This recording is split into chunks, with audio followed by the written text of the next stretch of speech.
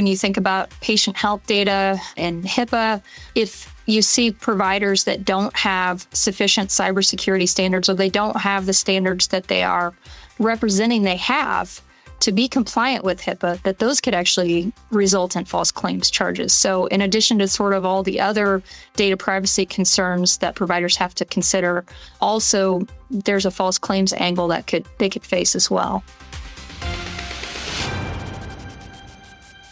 Kathleen Fisher Enyeart is a seasoned litigator with Lathrop GPM, and she's a former in-house attorney. While Kathleen has represented companies in many industries and handles white-collar and government investigative or regulatory matters, today we're talking to Kathleen about healthcare regulatory work and the issues that providers need to be aware of. Kathleen, I asked you as a thought leader in this area to provide me with some questions to help me, because this isn't my area of work, to understand healthcare regulatory work and the issues for providers. So what issues do providers need to be aware of with the increased use of AI tools in healthcare and in medicine? So one of the interesting things is there's so much discussion about the future of AI, but most electronic health record systems already have a number of tools that rely on algorithms and artificial intelligence for various patient alerts, for things like blood matching. So many of those tools are already in place. And as clinicians have become more reliant and more accustomed to having that clinical decision support available to them, they have started to rely on it and perhaps not do their own clinical check of whether the tool is accurate in a particular case with the patient. So one of the areas we see this happen sometimes is with sepsis alerts, which several of the electronic health vendors provide. So when you see a sepsis alert as a clinician, you can't just rely on the algorithm, nor can you rely on it that if it hasn't alerted that this patient is at risk, you still have to be responsible as the clinician for that standard of care. So that's an area I think clinicians have to become increasingly vigilant that they're not relying too heavily on these tools, and certainly for new clinicians that are being trained, that they still are responsible. One of the ways I've heard this explained is sort of if you have the auto driving car, but you're behind the wheel, you still have responsibility for the car. So you can't just take a nap and say, well, it's a self-driving car and whatever happens, happens. You still are the one sitting there. So you can use the technology as a tool, but you still have the ultimate responsibility as the clinician for the patient care. So I'm curious, in your practice, do you tend to work with the general counsel, or are you working directly with the providers? It depends on the case. So if we're working with a large hospital system, for example, we're probably working with their general counsel or in-house legal department, but we also represent, smaller clinics and in some cases physicians directly who may have a legal issue they're facing. Maybe they have a False Claims Act matter or, some other patient issue beyond just a medical malpractice issue, maybe a disciplinary issue. And so in those cases, you're often working directly with the provider, as well as sometimes different, fields like nursing or dentistry and things like that. The reason why I ask that is to just have a better understanding of not only who you represent, but also I was thinking about, as you were talking about AI tools and their use in medicine, I'm wondering, in the regulatory world, do their malpractice insurance policies address the use of AI tools? That's a great question. I think in general, if you look at sort of the legal standard, you're looking at the standard of care. And so this is an interesting question where, on the one hand, we're saying, yes, don't be too reliant on the AI tool because you as the clinician ultimately have the standard of care and you're directly responsible. On the other hand, you could find a scenario where you're not following an alert or you're not utilizing an AI tool that's available to you. For example, a lot of the imaging areas, they're starting to see a lot of advances in AI being able to spot cancers or other things in an image that are very difficult to see with the human eye. So if you are not availing yourself of those technologies, is that potentially going to evolve into being substandard of care. And so I think you have to keep in mind that the standard of care evolves, but it's ultimately always going to be the clinician's responsibility to ensure that patient is receiving that standard of care. So then, as I've already asked, the issues that providers need to be aware of, and one of them, I think what I'm hearing you say is that they also have to maintain and stay up on the standard of care and technologies, much like we do as lawyers. I agree. I mean, medicine evolves very rapidly. And this is, some of the other things we'll talk about too is, new clinical trials come out. Research finds that maybe medications we thought had beneficial long-term effects, maybe the long-term effects aren't as beneficial as we thought. Some things we try to do as preventative medicine maybe are less effective than we thought at ultimately preventing, death or cancer, things like that. And so I do think for clinicians, it's very important that they stay abreast of all the evolving developments, whether that's from research or in technology, so that they can really provide the best standard of care that's up to date. I appreciate that. So one of the things we're also seeing is the consolidation of health plans and medical practices. How does that impact patients and providers? I think that's going to become increasingly challenging. And as we talk about, clinical studies that come out, we're seeing more and more areas of medicine where medical necessity is being called into question. So one of the areas we've seen this a lot is, historically or recently, really, there's been a lot of back surgeries as a means to alleviate back pain. But there's been several studies come out that say actually it's not clinically been proven effective. And so insurance companies are starting to scrutinize those surgeries, which are very costly. Another area there's actually been even prosecutions is in angioplasty and coronary stent placements, whether there's sufficient stenosis. Some recent studies have said if there's, less than 70%, a stent is not effective in preventing, a future heart attack or furtherance of heart disease. And so those standards have changed pretty dramatically. And so as we have more consolidation of these health plans, I think we're going to see there's just less independent judgment for practitioners. More and more physician groups are owned by hospitals or by these health plans that are really looking to maximize profit. And I think we're going to see that what will be covered is going to be less a choice for the patient to decide with their doctor, looking at the evidence, and more what the health plan or, larger hospital system has decided ultimately makes sense. And so I think one of the things I think about is some of the preventative cancer steps. So think of a scenario where a woman has breast cancer and, clinically she's not being recommended to have a mastectomy, but in her mind, that's going to give her more peace of mind. She doesn't want to worry about a recurrence. She understands maybe sort of there's some research that suggests that's not necessary, but that would be her preference. I think we're going to see that patients have, and their doctors have, less ability to make those decisions on an independent basis based on the patient's preferences and their view, because I think we're going to have more health plans and larger, as these practices are purchased by hospitals and there's just less independent practice, there's going to be less independent judgment that patients are going to be able to exercise. I'm going to withhold my opinions there. So what other trends do providers need to be aware of, in particular, like the False Claims Act enforcement?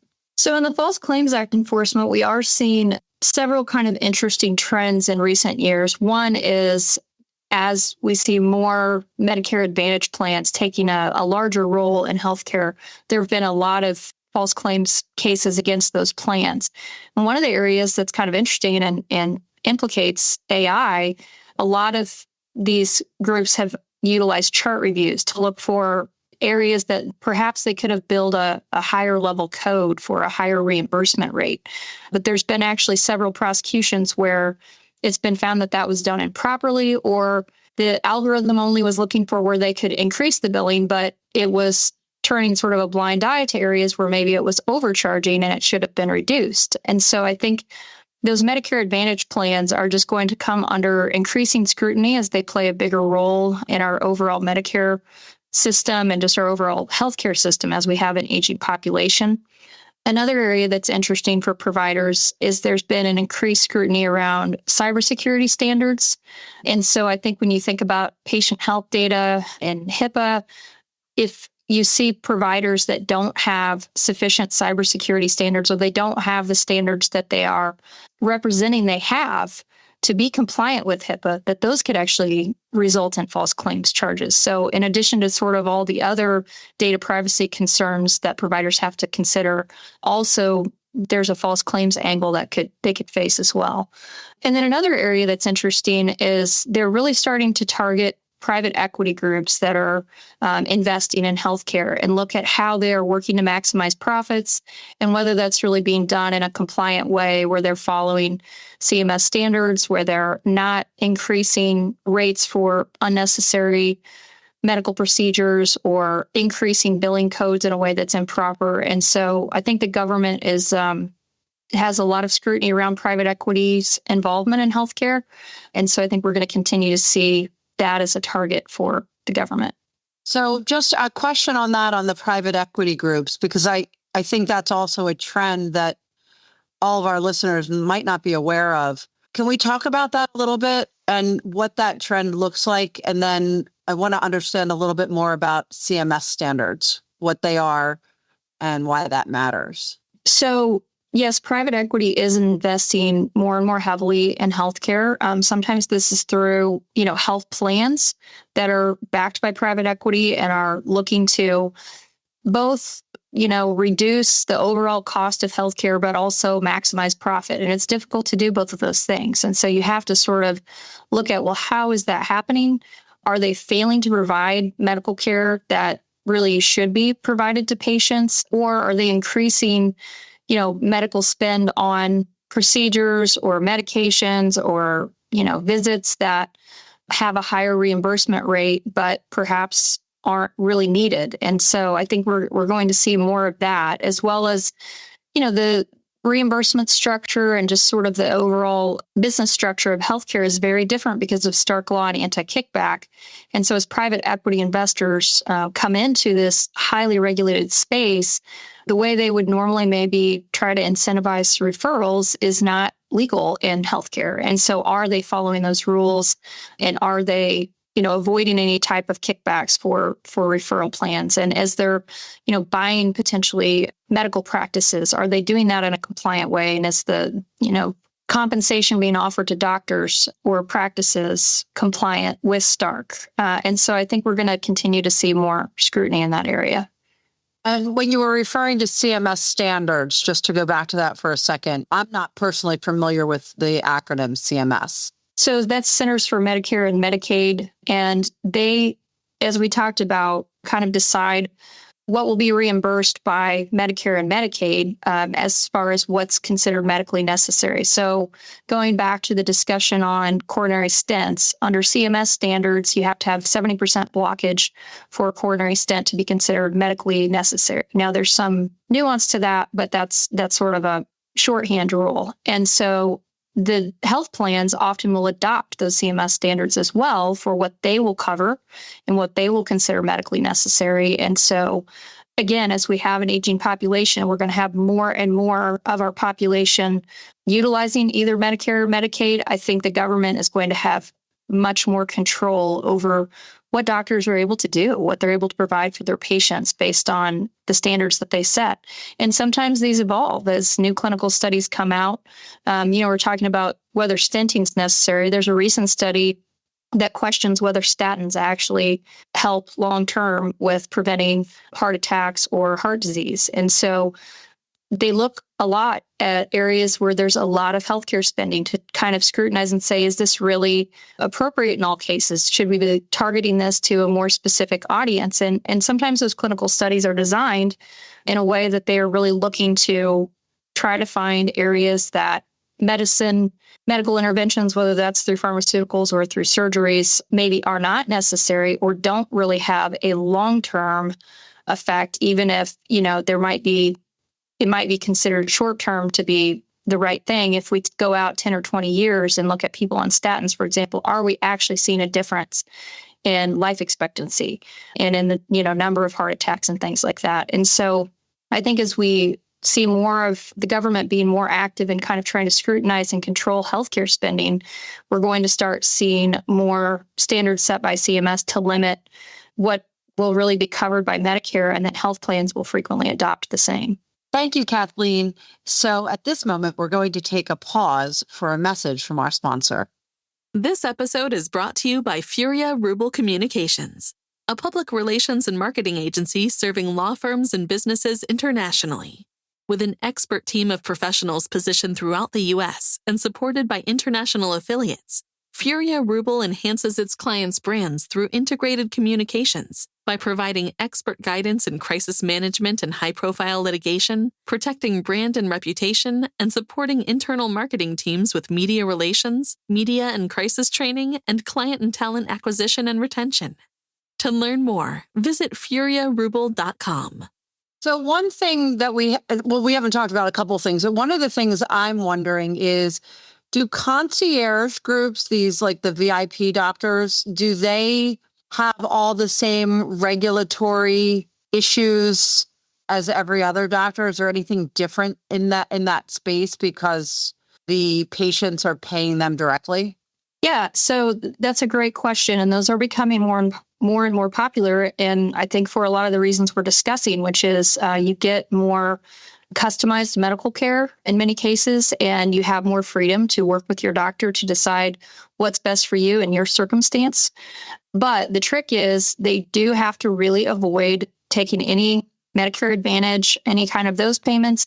And then if they're taking any kind of commercial insurance, there's also a lot of limitations there. And so, the percentage of the population that really can afford that is relatively small. And then what those doctors are going to be able to provide is somewhat limited too, because you might be able to afford a concierge physician for regular checkups, but then if you have to have surgery and you're in a hospital, you're right back in the regulatory mix. And unless the doctor owns an ambulatory surgery center and you're able to do all of that outside of the scope of any of your insurance, it's very difficult to do. So it's not impossible. If you think of, areas like plastic surgery, that's almost wholly privately paid. And so there are some very limited areas of healthcare like that. But as, you get into more complex medical problems, you're still ultimately probably going to be involved in the regulated healthcare system. It makes me wonder, and I don't know if there's a correct answer to this, but if concierge groups, if they have a duty to the patient to explain that while the patient, and it's a small segment of the population, it's people who can afford to pay their fees for the year. But if they explain to the patients that while this covers the doctor's visits, as you will, the consultations, if you end up in the hospital, you still need, that has to go through your insurance kind of thing. Is there any regulatory requirement for them to disclose that? Not that I'm aware of. I think the thing to keep in mind is even if it's a concierge medical practice, they still have to be licensed by the state. So they still have whatever the state licensing requirements are, and they still have to meet the standard of care, and they still have liability if there's an adverse, patient event. And so while they may be able to avoid some of the additional regulations that Medicare puts on to physicians, or that an insurance plan will cover or not cover certain things, there's still a lot of rules and restrictions on, which are necessary to protect patients, of course. So there's still a lot of regulation to follow, even if they're able to avoid some of the, more difficult limitations that insurance companies set on providers. So, and I appreciate your answer to that. One final question. I think it's final. We're talking, it's now mid-2024, and in recent years, weight loss drugs have skyrocketed in popularity. Do you see risks for providers related to the current surge in that popularity for weight loss drugs like Ozempic and some of the others? I do. When I look at Ozempic and other GLP-1s, I see a lot of parallels with the opioid crisis. There's a huge surge in popularity. There's a huge push to make profit by the pharmaceutical companies involved. There's a lot of marketing going on for these drugs. And in some cases, they are medically necessary and appropriate, but the population that I think is being targeted is much broader than those that really, truly need this.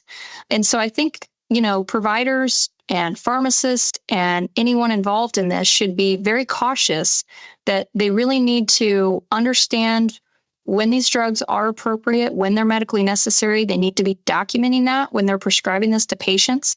So it's not just an overweight patient that comes in and says, I've tried dieting and exercise and it hasn't worked, and I think I'd like to try Ozempic. Do they have diabetes or prediabetes? Do they have other health risk associated with their weight that would justify some of the unknown risk of these drugs? And I think as we're seeing more and more of the population use these, the long-term risks are very unknown. So you have to sort of keep in your mind that there may be significant long-term risk. And so are you justified in prescribing this by the patient's medical need and the risk they have of whatever the excess weight is they're trying to address?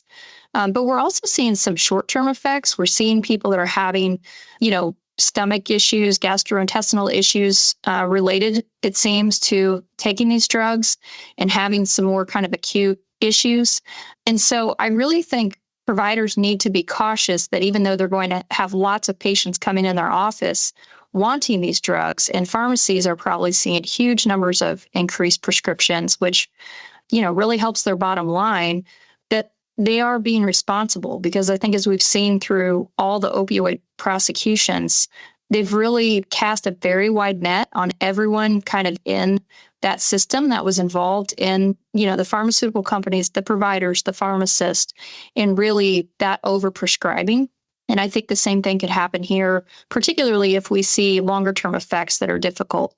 The other thing I think is there's really not much evidence that these actually work as a weight loss tool longer term. So people lose weight while they're on them, but then when they quit taking them, are they able to maintain any of that? And if not, then what's the effect on the body of having taken a drug like this and then not stay on it long term, which is really not the intent and certainly not what the insurance companies want to happen because they are so costly? Then is that actually putting the patient in a better position, a year or 2, 3 years after they're off of the drug, if they're not able to maintain the weight loss? So all of that said, we've talked about a lot of these regulatory issues. Is there anything else I should have asked you that you would have liked me to ask? The healthcare system in the United States is just incredibly complex and evolving, and the regulations are trying to, I think, kind of rein in this system we have, which is such a strange mix of commercial and government-run healthcare here.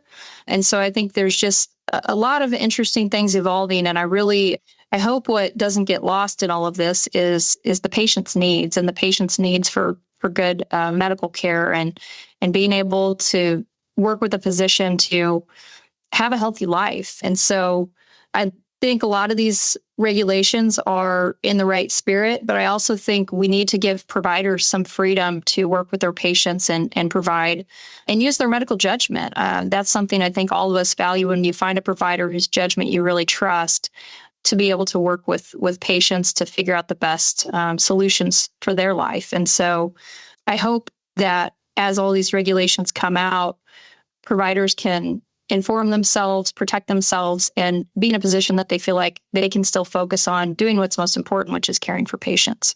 Well, I appreciate your time today, and I'm sure our listeners will too. And thank you, listeners, for tuning in to On Record PR. Please visit our website, onrecordpr.com, subscribe to the show, share it with your friends and colleagues, check out our show notes, and find all the information that you need. As always, we welcome guests and topics and any ideas you might have for the podcast. Just send them to podcast@onrecordpr.com. We'll see you next time. On Record PR is produced by Jennifer Simpson Carr and Matt Henderson, with support from the team at Furia Rubel Communications. This episode is edited by Željko Tomic of Compost Media Flow.